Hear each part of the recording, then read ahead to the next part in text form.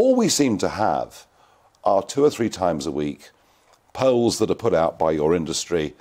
The last one showing Labour 11 points in the lead, previous one showing Labour 6 points in the lead, and it's all within the margin of error.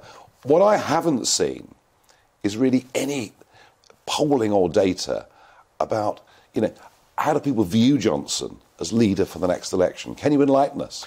Well, what we've seen is that for some time now, the view of Boris Johnson has not changed very much.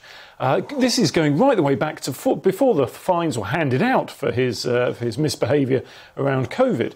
Around 6 out of 10 people, before the fines were handed out, thought that he should resign. They thought that he was dishonest. They thought that he didn't play by the rules, and they thought that he couldn't be trusted. Fast forward to when the fines were handed out by the police, 6 out of 10 people thought he should resign. Nothing changed. And last week, after the Sue Gray report, 6 out of 10 people thought he should resign. So it's now pretty consistent. And that suggests that it's bedded in.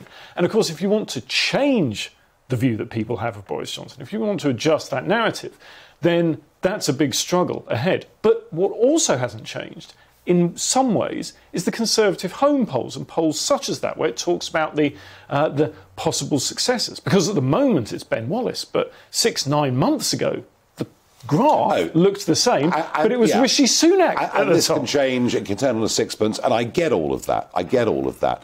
But is it fair to say that about 25%, maybe slightly more, of those who voted Conservative in 2019 now say they would not vote Conservative? Yes, that's true. It varies depending on questions. If that figure, huge if, and is the election going to be in 23 or 24, and none of us know the answer to that, if that figure was repeated, we'd finish up with a hung parliament, would we not?